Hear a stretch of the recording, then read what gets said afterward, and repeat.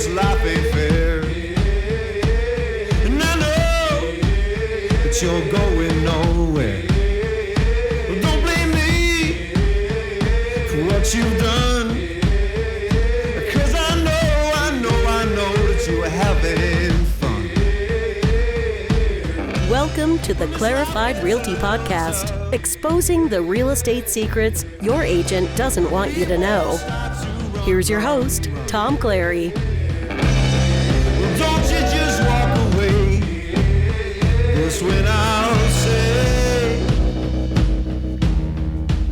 Welcome to the Clarified Realty Podcast. I'm Tom Clary. I'm your host. I'm a real estate agent here in the beautiful state of California, Los Angeles to be exact. As always, I'm here with my co-host, Ron Bruno. How you doing today, sir? I'm doing great, Tom. Thank you for asking. Yeah, good. We had a couple of weeks off. You were out gallivanting around the country, as usual. Yes, of course. Yes. Where were you? Always helping support my beautiful wife, Karen, and her business. It's all about being the good husband. That's right. Yeah. That's right. So I spent a little time in Texas, and it was a great event. Good. And we're taking care of our little one too. We've got a little Pomeranian. She's not doing so great. Yeah, so, I heard. I'm sorry to hear that. But on the other side of that coin, I got a new dog. Yeah, that's right. Yeah. Boomer, the German Shepherd. Boomer. Yeah. And she's driving us crazy already, but she's actually been a pretty good dog. She's only chewed up 4 things. That's it? Just 4? In the 4 days that we've had her. Nice. So every time I leave the house, I literally look around. I go, okay, which one is it going to be today? Is it going to be that? Is it going to be the cup? Is it going to be the bowl? What's going to? So you only have 361 more things to be chewed absolutely. for the rest of the year. In 1 year, I'm going to basically look back and go, that was really not worth it. Right. But we usually do news right now, and I wanted to really quickly, though, we have some news of our own, and I wanted to kind of congratulate ourselves. We actually hit 2,500 downloads. Yay! Woo-hoo! I really want to say that I am so grateful to everyone out there about coming up and listening to us, downloading us from iTunes or wherever you guys listen to us. I hope that we're making some sort of connection with you guys and that you're getting information that is really valuable to you. That is something that is so incredibly, from my heart, something that I really feel, I hope you guys are getting value out of this information and that it's actually helping you should you go and, if you're deciding to buy a house, if you're deciding to sell a house, that you're actually finding things in these podcasts that you can actually use. And that's really, I really hope that that's what is bringing folks back. And Ron, I'm so glad that you're here and that you're helping out and being a part of this. Yeah, it's my pleasure. It's hard to believe that it's been 6 months and 29 episodes and 17 guests later, Yeah. Look, we're the little train that could. We're chugging up a steep hill, but my goal is I hope we get that for every episode in the future, But for right now, we're going to keep on being consistent. And by the way, I want to take a moment and apologize. We weren't here for the last 2 weeks. We had some other extenuating circumstances, but we're doing everything we can to keep this as a weekly, every week kind of thing. So, Yep. Yeah. Well, do we got any real news, Ron? We do, and this is not from BuzzBuzz News. Thank God. I'm so sick and tired about BuzzBuzz News. I swear this BuzzBuzz News is something that exists. But this is from the credible source of CNBC. So, it's funny because I like the headline because it's exactly what you have shared to the audience. It's weird to hear an echo back at you from from the community. Absolutely. So the headline is "Divide Widens Between Housing Haves and Have-Nots." Yeah. So it goes on to say that the National Association of Realtors reports that the median price of an existing home is $252,800, a 5.8% increase from the price reported in May of 2016. Now, here's what's interesting is they say it's not that that particular median price is what's important and shocking. That's not it. It's the fact that they're saying that half the homes were actually priced let's see here. It says the key here is the calculation is done using a median figure. The means half the homes sold in May were priced higher and half the price were sold lower. But what it says is using a median gives us a better look at not just the price, but what the price points are selling. And that's the key. Yeah. So it says more expensive homes are selling. Yeah. But that was a huge deal, by the way. For a long period of time there was kind of a stagnation up on that upper level because, folks were not coming down on that level. You were seeing things in the 400 to 500, those kind of starting home, that level, just running out the door. Yeah. Everybody was literally lining up, like we've talked about, for open houses and getting 20 offers on it. Yeah, so it says sales of existing homes priced below 100,000 dropped 7%, and then homes between 100,000 to 250 rose just 2%.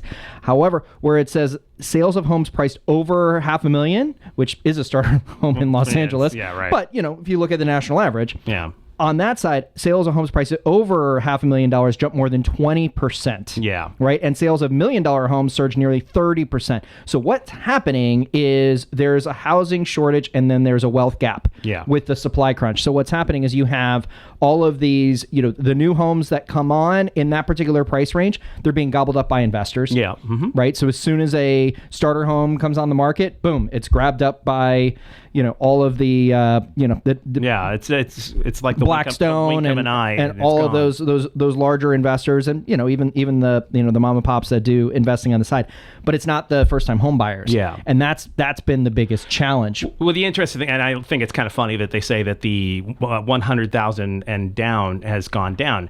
I don't think it has to do with some sort of lack of desire to buy the 100,000. No, it's that they're not out there. Right, they've been gobbled up. That's absolutely, and you're seeing this kind of bracket of homes climb up. Literally, like, you ever watch The Price is Right back in the day? Yeah. I mean, that little guy that climbed up the mountain? Well, no, that too, but I was like thinking there the yodeling. That one? No, not that one. But I like to hear you yodel though. But the it's the one where like you pick the bracket of where the price of the thing is. Oh, yes, right. And then you go stop, and right. if you got the price in that bracket. Yeah. Well, I'm seeing the bracket go up. Basically, we have what everything that I'm hearing is that over the next year over year, so until next June, we're going to see a 10% increase in appreciation. I had somebody come up to me the other day, and they were saying, "Oh, you know what? I have some friends who are really thinking about going. They want to get in and buy, but they want to wait until things go down. And I'm thinking, and I said to him, I said, look, this is the fact. Forecasters out there are saying that there's going to be a 10% appreciation over the next year. Yeah. So.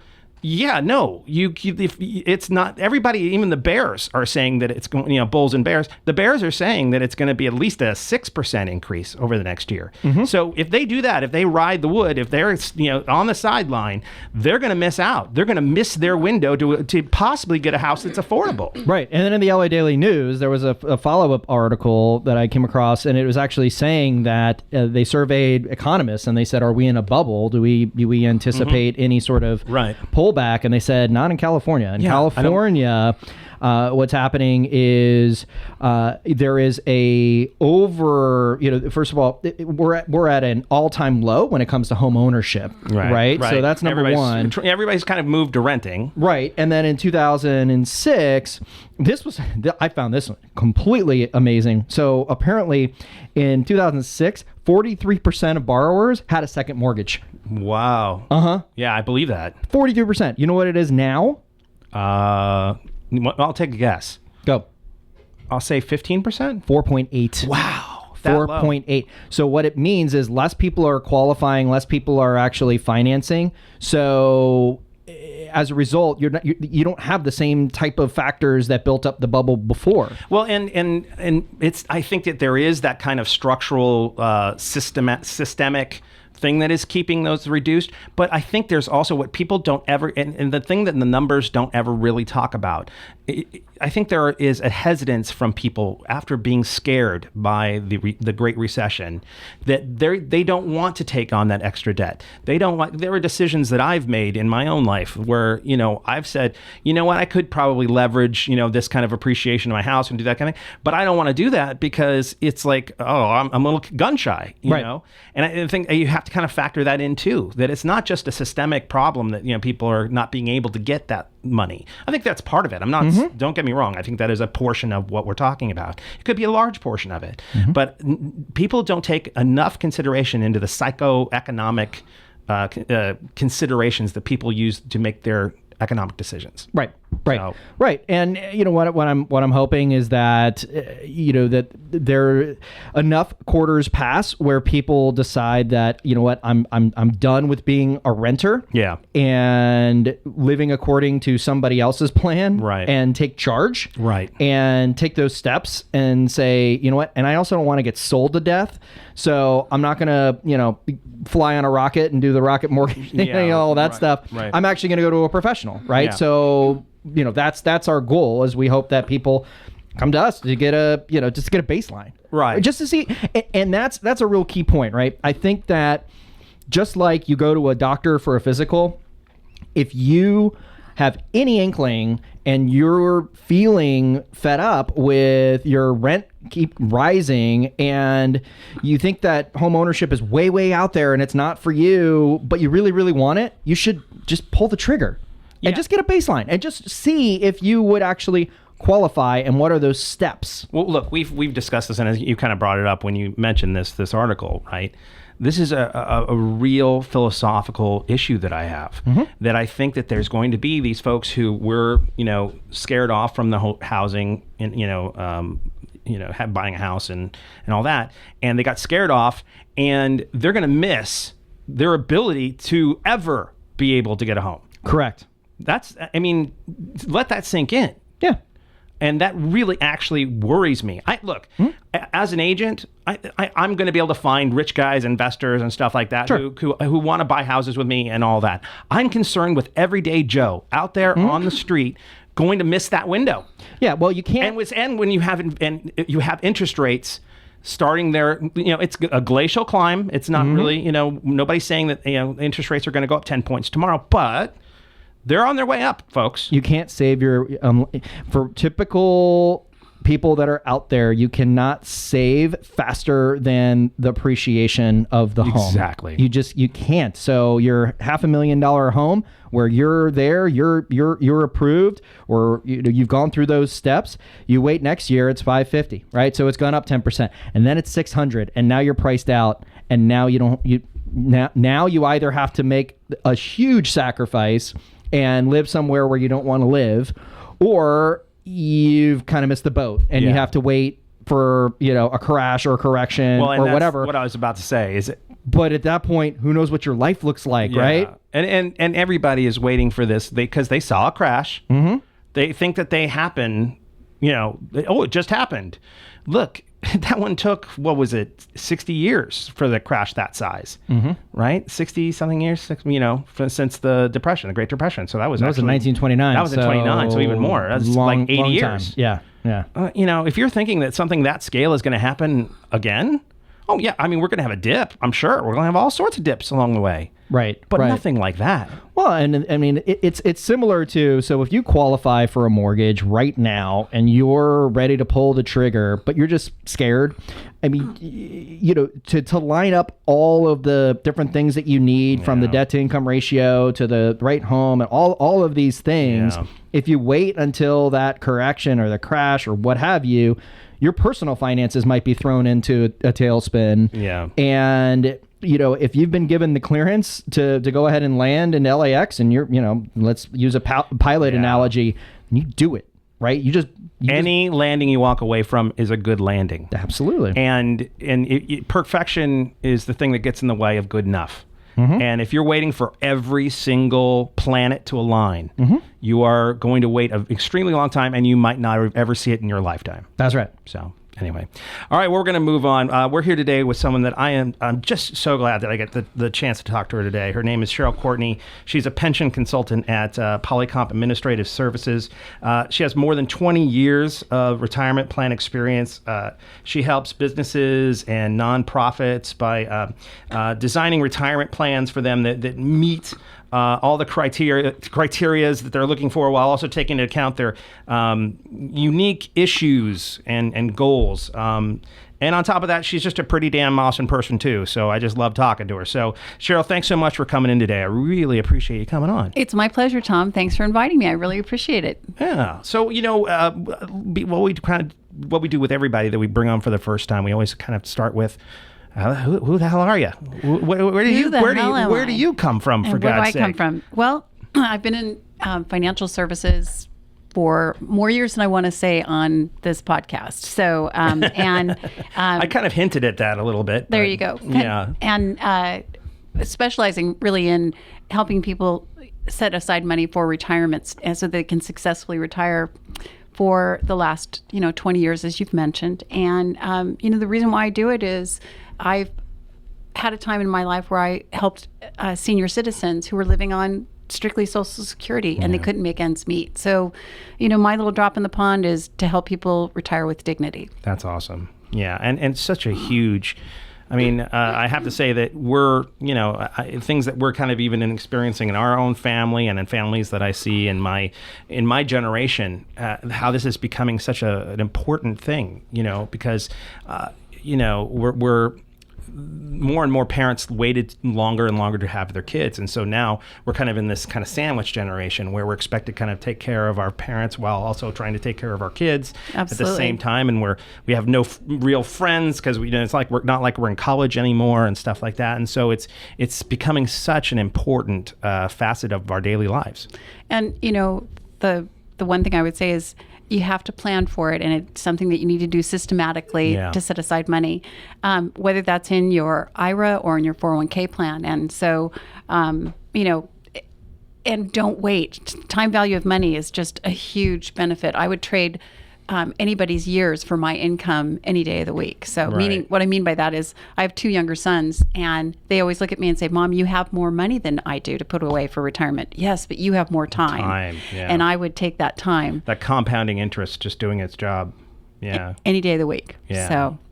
So you're correct. You're a third-party administrator, right? That's right. So what exactly is that? Let's start with that. So sure. Kind of explain to everybody out there who maybe is not so familiar with the industry. Part of what governs retirement plans, whether they're IRAs or 401k and defined benefit plans, is something called ERISA, the ERISA code. And what we do is we are experts in the ERISA code. What we try to do is, and what we do for our clients is make them compliant. I can't change the rules and regulations, but what I can do is have a better understanding of what they are and make sure that what you're trying to accomplish with your retirement plan is indeed compliant with the rules and regulations. So you're following all the rules. Exactly. Got it. as unfun as that sounds. No, exactly. Look, what's so funny is some of the greatest artists love to have restrictions put on them because that's where the magic happens, basically. Exactly. That is where the magic happens. Yeah. And we can set up customized plans, and just what we're here to talk about today is we actually work with people to put alternative investments into their retirement strategies as well, and not every third-party administrator can do that. Yeah, and it's so funny when we were first having a little chat about having you on and all that, and it's like, well, no, this has a lot to do with real estate. You can actually have a significant role in terms of how people invest their retirement funds in real estate, right? So undoubtedly. Talk a little bit about that. Like, how are ways that folks can take their retirement investments and put them into? Sure. Kind of the simplest way to start out, let's talk about individual retirement accounts, otherwise known as IRAs. Many folks have built up either by saving for retirement in their IRA, making their own contributions, or having worked for an employer and had a 401k plan that they then in turn rolled into an IRA account. Right. So they have substantial savings in their IRA accounts. And they're traditionally investing in the market, stocks, bonds, mutual funds. And there's nothing wrong with that. But a comprehensive advisor or investment strategy might be to also include some real estate in that. Right. And individuals can do that. So, as you've already mentioned, the growth rate can be, you're expected 6 to 7 to 8%. And so to know that could happen in a retirement account and compound tax deferred can often be very attractive too. And it also gives a diversification, undoubtedly, too, doesn't it? I mean, because you're not just putting all your eggs in one basket. Right. But there are, like I said, some regulations that go along with that. Such as? Well, you need to make sure it's an arm's length transaction. Okay. So what I mean by that is you might have money in your IRA account and you think, well, I want to buy that vacation home. Right. And so you take your money out of your IRA account. It has to be already funded, but basically, and you buy that vacation home. The trick is you can buy the vacation home, but you can't vacation there. Yeah, it's like that song that you can look out the window, but you just can't. Whatever, you can't look at the menu, but you just can't eat. You can. Look, that's a Howard Jones.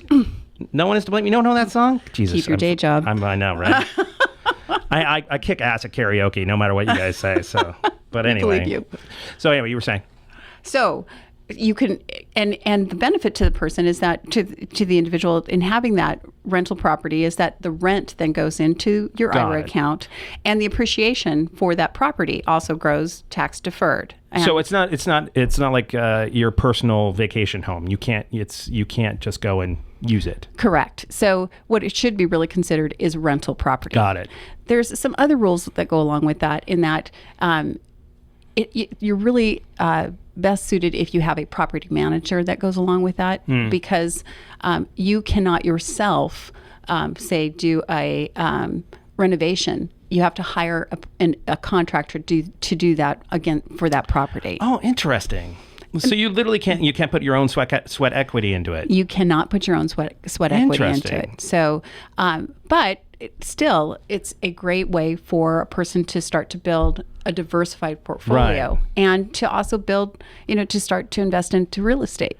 And I would expect that if you are also involving a property manager, you're also kind of regulating the return. You're basically able to say, okay, every single month it's going to be, I'm going to get this income from it, and I'm going to have to put that kind of expenditure out for it. You know what I mean? Like rather than if you're going in there and maybe sometimes you spend $80 and sometimes you understand what I'm saying. That a property manager just takes their cut. Right. Exactly. Right. And it's again that arm's length transaction. Right. Okay. Right. As well as and I want to make sure I underscore this, all that rental income needs to go right back into the IRA account. Got it. So, and you're not taxed on that, right? You're not taxed on it. You can also, speaking of that, you can sell the property in your IRA account, and you can therefore then avoid the capital gains as well. Got it. So it can be a very attractive investment strategy for somebody who is looking to invest in more real estate. Right. It's obviously not you can't buy your first home with it, but you can buy rental income with it.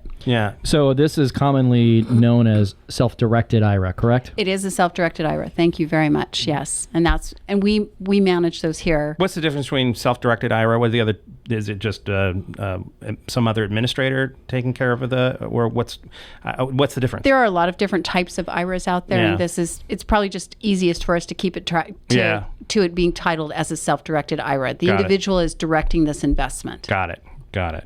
So how do they start the process of, getting real estate in? I mean, is it literally just about going out and starting looking at houses, or is there some sort of... Well, what I would do first is make sure that your account is funded as a self-directed IRA. You have to have the money set there first. Got it. Okay. And then by all means, yes, you can go out and we highly recommend that you work with professionals, not just go out and find rental property, but rather work with professionals and work with advisors, financial advisors, so that you understand the diversification. At Polycomp, we don't provide investment advice, and we're not going to tell you whether it's a good investment or not, but rather we just do the administration of the plan. And you check to make sure that it doesn't break anything. Correct. That it is indeed an arm's length transaction, and that it doesn't fall into what we call prohibited transactions. Right. Prohibited transactions is a term by the IRS, and we on our website have a 3-page explanation of what a prohibitive transaction is and what a disqualified person is. Okay. Simply put, a disqualified person is you yourself. So that's why you can't own your own home, or linear, your grandparents, your children. You can't have property. You can't buy a property for your son or daughter. Oh, okay. But the tree can branch out. Excuse me. So it could be aunts and uncles. So there are other ways to do that, or even siblings. I don't want to get too far into the weeds about prohibited transactions, but that's why you hire a third-party administrator like us. Basically watch your lines for you. Watch where you're going to be crossing those lines. Right, and whether or not you are or not a disqualified person. Right. Interestingly enough, though, you can, however, open a transaction where you yourself let's say that you don't have enough money in your IRA account to do the full purchase of the property. Okay. You can borrow. You can have a situation where you're borrowing, and in conjunction with the funding of your IRA, and it should be a non-recourse loan. And we can talk to you about what a non-recourse loan is. Yeah. But you can also engage that in yourself, where you're the person, you're the individual that, let's say you have a property that's $200,000 and you split it 50-50, 50% of it is vested in your own name, 50% is vested in your IRA, provided that it is, like I said, rental property. And as you take in rents, 50% of those rents go to you as an individual, 50% of the rents go to your IRA account. Got it. Also really important to know, too, that all expenditures need to come out of the IRA account if you're investing in real estate in your IRA. So what I mean by that is taxes. And so you need to make sure that there's enough liquidity in your accounts as well. Right. So to take care of any kind of expenditures that might need to happen. Yeah, Ron, you got something? Yeah, so you mentioned that you can't buy the property for your kids. Correct. Right. But if you have your kids as a beneficiary of the IRA, how does that work? Do they inherit the property at that point? Or do you have to liquidate the property? Again, we would turn that over to an estate planning attorney as far as the disposition of the physical asset, and how that would work, and or at the request of the beneficiary at that point in time. So. But you can certainly have, and I would highly recommend that you have a beneficiary on your any IRA account, and by all means, it certainly can be your children. They would be the ones who would direct the liquidation of the asset. Right. Yeah, and we're going to be having a conversation with my wife, Julie Clary. Yeah, like literally next. You'll be hearing in about a week, and we can definitely chat with her about that. So when we're talking about buying real estate with your IRA, are there pros and cons to it? I mean, are there like good things for it, bad things for it? What do you think? The pro would be where if you have, let's say you buy, you take $200,000 out of your IRA and you buy a $150,000 property. Granted, that might not be in California, but somewhere else. Okay, and you put $40,000 into renovations. Okay, right. That you can do with your IRA, right? Right. And then you see that you've got, let's say you have rental income of $1,000 a month, right? That's going to be $1,200 or $12,000 worth of income annually, right? So over a 20-year time period, that's going to be well in excess of $1 million in income. And you add the appreciation of, let's say on average, the appreciation would be the key thing, wouldn't it? 7%. Yeah. That can make a huge difference in somebody's retirement strategy. Yeah, it could accelerate things quite significantly. So that's the positive. Right. The downside is, like I mentioned, liquidity. All too often people get very excited about real estate in their IRA and they forget, oh, that's right, I have to pay taxes. I have to make sure that there's repairs. I get that from people who when it has nothing to do with an IRA. What do you mean I gotta fix the plumbing once a year, or, pay insurance? Yeah. So exactly, all of those things, major expenditures like that need to come, if you're buying the property in the title of the IRA, it needs to come out of the IRA account. So having enough liquidity set aside. That really is what we see as being the downside. And certainly there are expenses, and you're going to pay somebody to administer it for you, whether that's the property manager or not. But, I just walked through how this can be a huge, advantage to your portfolio. And if you do end up selling the property in the name of the IRA, then you avoid capital gains. So, maybe this is kind of a sidestep, but I think sort of along the same lines here. And we haven't really chatted about these yet on the podcast, and I'm sure we'll get somebody in along the way that has more of a kind of an expertise on this. But real estate investment trusts, REITs. Do you have? Do you work with them? We do, in the sense that where we have investors who work with REITs who they're going out to the marketplace to look for opportunities to purchase, and so they create a investment group, if you will. Right. And in that case, Just so I can kind of explain to kind of everybody out there, as in my very basic non-expert version of an REIT, but it's kind of like a mutual fund for real estate, basically. Instead of buying a number of different stocks and putting them together as a mutual fund, it's sort of like 10 different houses with their income generating houses.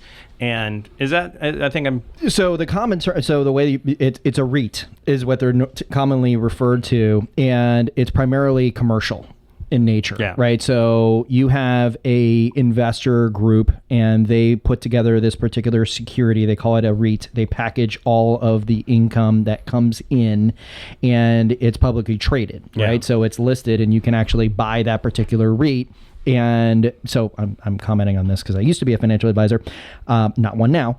So with that REIT, you can go ahead, you can buy it, you can have it in an IRA, you could have it in a taxable account. There are stipulations with it, right, Cheryl? There are stipulations, but the as far as what you can invest in an IRA funds in, the stipulations are pretty much based on what the REIT, how the REIT is underwritten. But really the only two investments that you can't have in a self-directed IRA is collectibles and insurance. So you can certainly purchase a REIT. And oftentimes we have clients that actually do that because the paperwork and all of the expenses is going through a third party already through the REIT. Okay. Right. The same thing would be true where through your IRA you can also buy,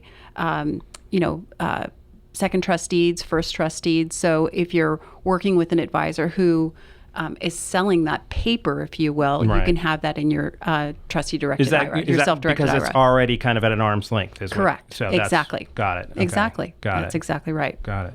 And the primary reason why you would want to own a REIT is, let's say you have $100,000 in your IRA or in any account, and you want to have diversification, and you don't have enough capital to go out and buy your one home. Right. Here's a way that you can take $10,000 and buy that particular piece and be diversify part of your portfolio, the real estate market, and be part of the real estate market. Right. So you mentioned mutual funds. That's kind of similar from that standpoint. You can have diversification. You can have access. You can have exposure. Well, you're going to have properties as part of that REIT that do better than others, and it kind of spreads the wealth. And so you get kind of if something goes well, you have a great year. If something doesn't go, so it's kind of evens out because there's one good one. Right, and you're not the one that's making the choice on whether this is a good investment or that's a good investment. You actually have someone who has lots of experience, and just like a mutual fund manager that's in charge of buying and picking out different stocks. Same with the REIT. It's like putting money on the the S&P. Right. I mean, like doing like a whole, on a... So an index fund. So index fund, exactly. Yeah, so if you go in, and I don't even know if they still have spiders back, I don't know but anyways, but if you buy SPY or whatever that ticker symbol is, where you want to have exposure to the entire S&P, right, then you can just buy an index fund. So REITs, sort of similar. You have to really made dig of deep. Specific properties. Yes, and you have to dig deep, and you have to talk to your financial advisor. Right. Absolutely. Great. Are there any other financial vehicles that can house real estate investments? Well, there are, but not when we're talking about retirement plans. It's pretty much either your IRA account, or if you're a participant in a 401k plan. We could talk a little bit about how you can use your 401k plan to perhaps do a down payment on your home, on a primary residence. I wanted to chat with you about that. So go through that process, because I think it's something that a lot of folks don't quite understand. And I would agree with you, because there are certainly pros to doing it, but there are definite downsides, and that's what people really need to be cognizant of when they take out that loan. Let's start with the pros.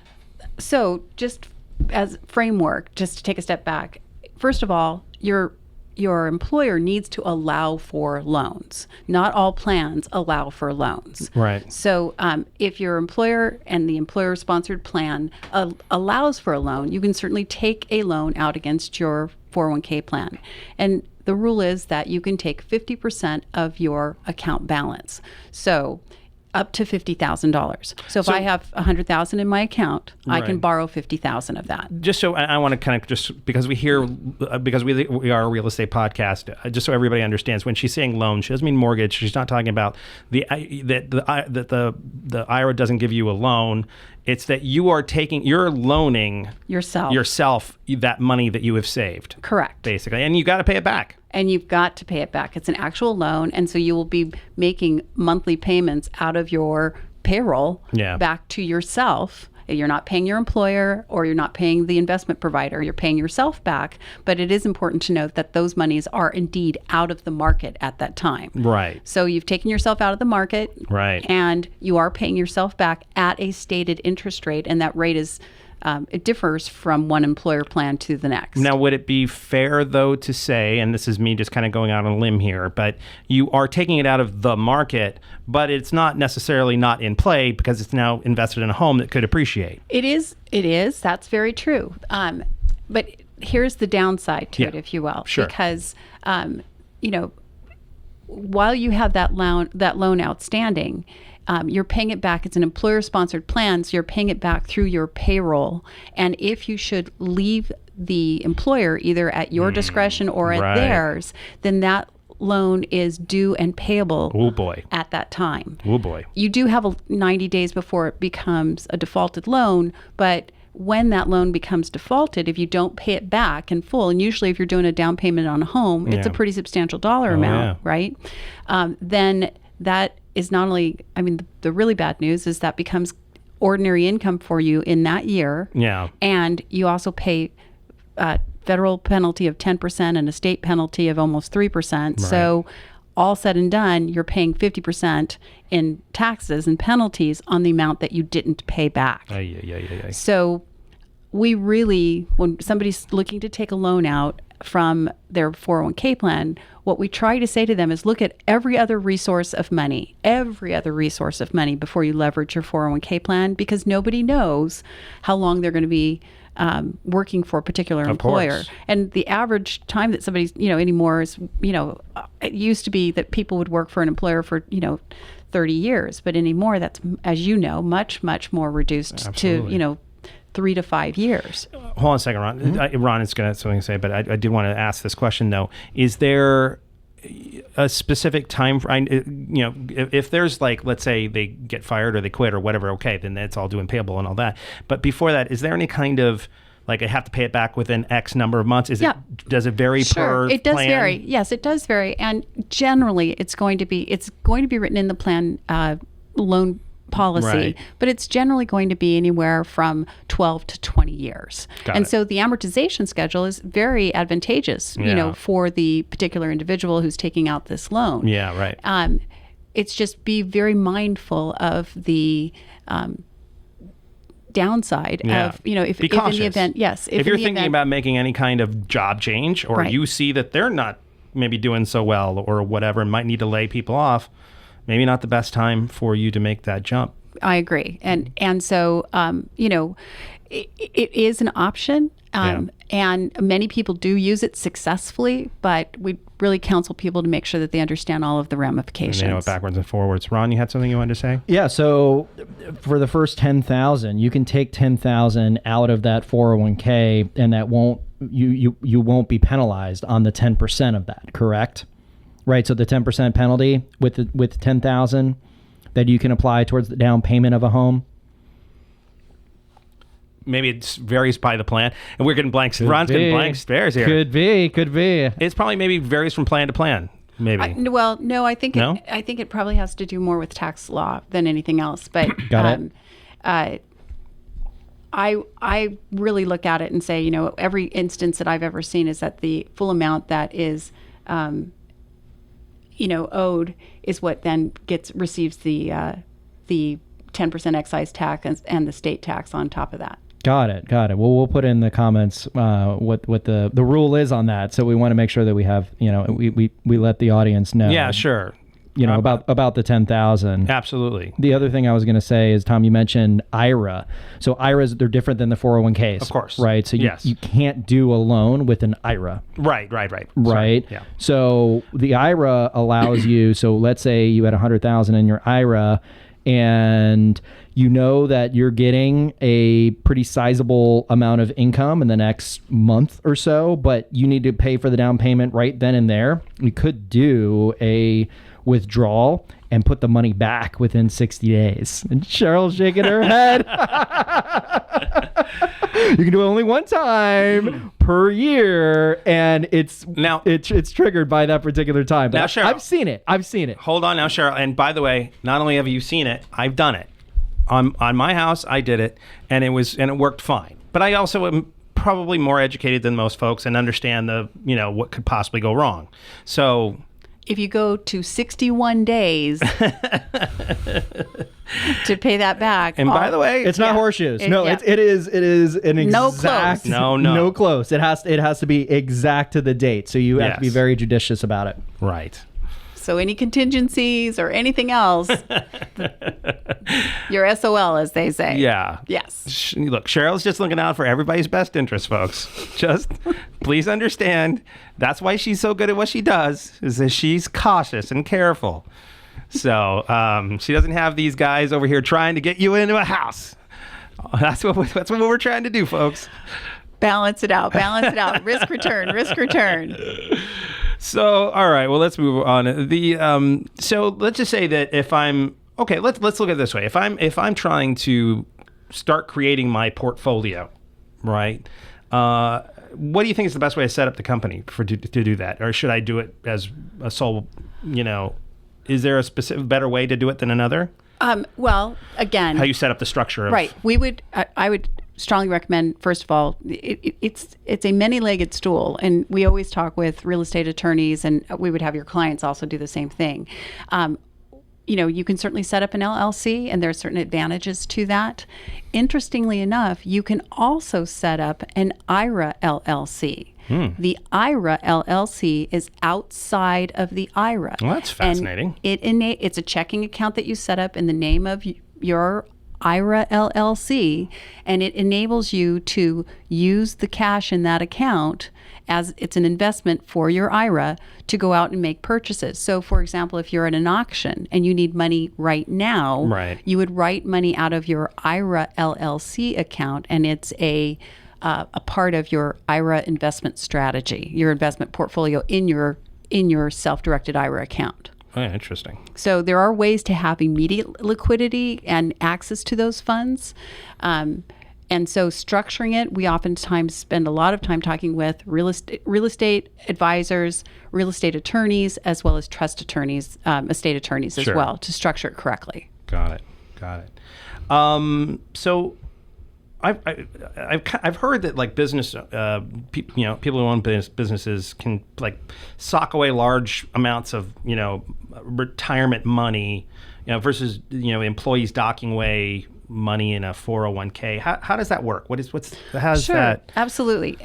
I work with business owners all day long, and I love the entrepreneurial spirit, and most entrepreneurs are spending time putting all of their money in the growth of their company. Yeah, right. And so when it comes time to setting up a retirement plan, they're not driving Lamborghinis. Not most of them for the most part. Yeah, for the most part. The ones that are real. Yeah. Yeah. They've put money into their business, then they might put money into a commercial real estate to house that business. Right. And so really they are illiquid at best. Right. And so by putting money into a retirement account, a 401k and or defined pension plan, it affords them to take money out of the company that they've built. So, spent their blood, sweat, and tears doing that for and put it into a retirement strategy that is liquid and separate from those other parts of their investment portfolio, being the business and or the commercial real estate property.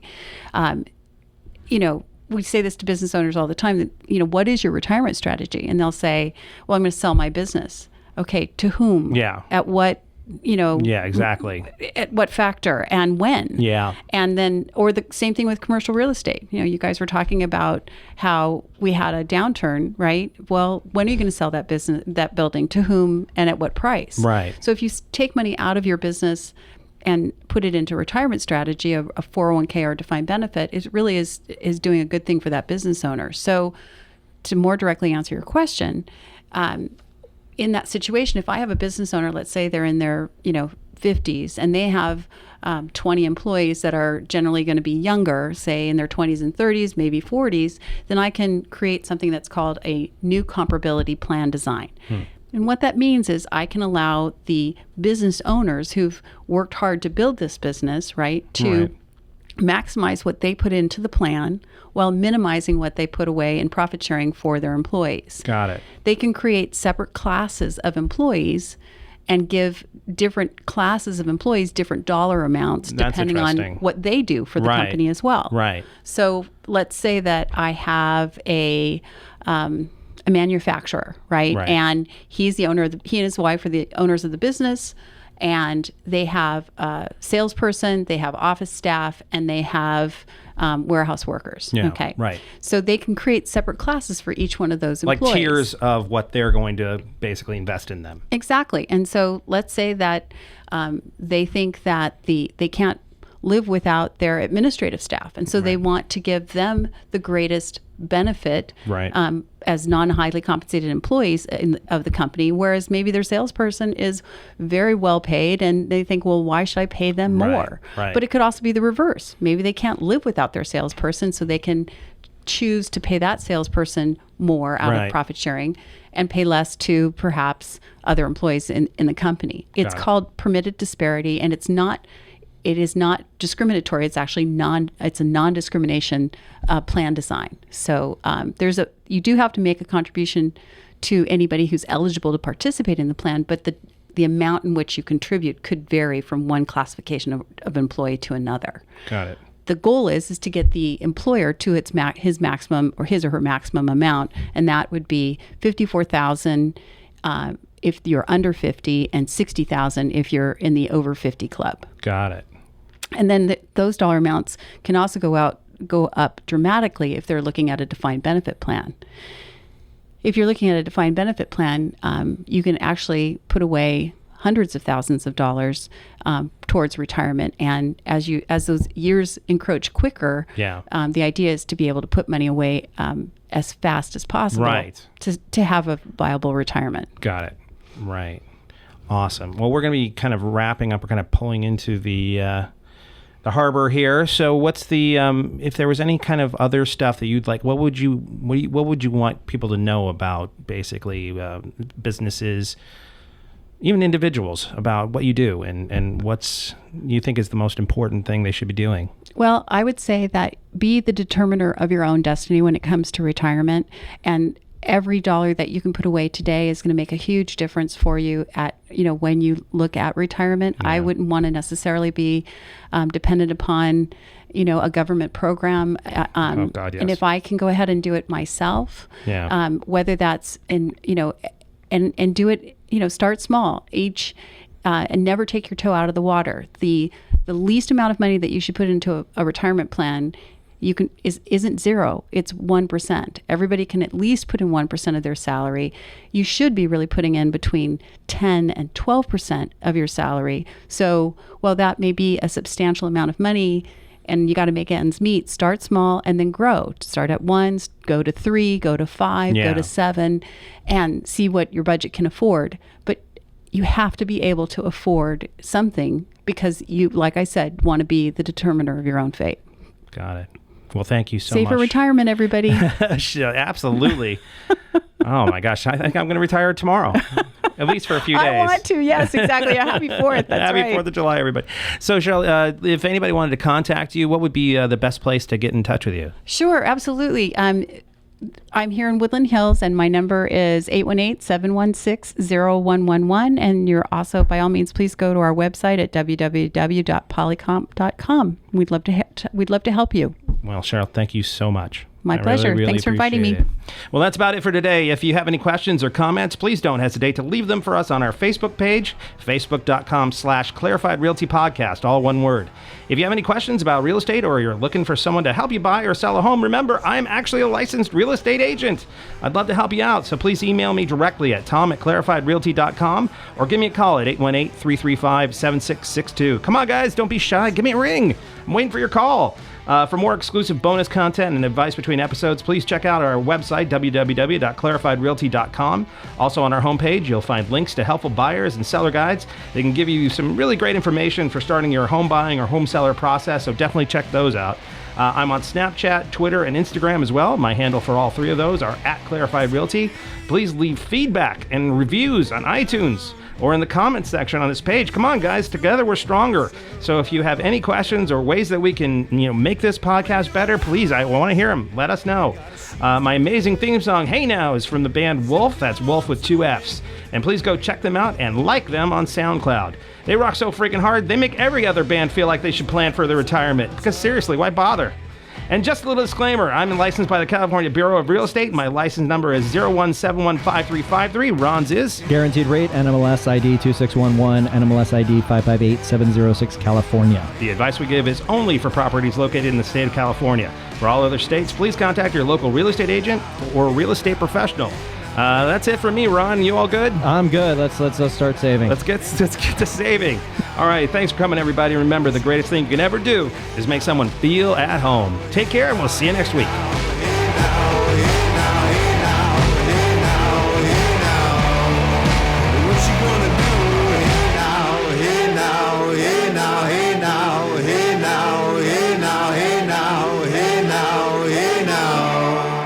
What you gonna do with your life?